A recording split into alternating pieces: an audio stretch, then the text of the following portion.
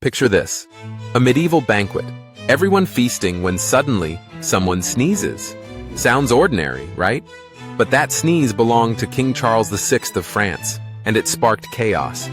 The court thought it was a sign from the gods, leading to a series of events including the 100 Years' War.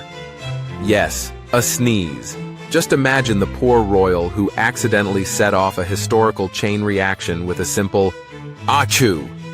It's a reminder that even the tiniest actions can have wild consequences. So next time you sneeze, remember, you might just be a king or queen in the making, reshaping history with a single hilarious moment. Sneezes, the original trailblazers.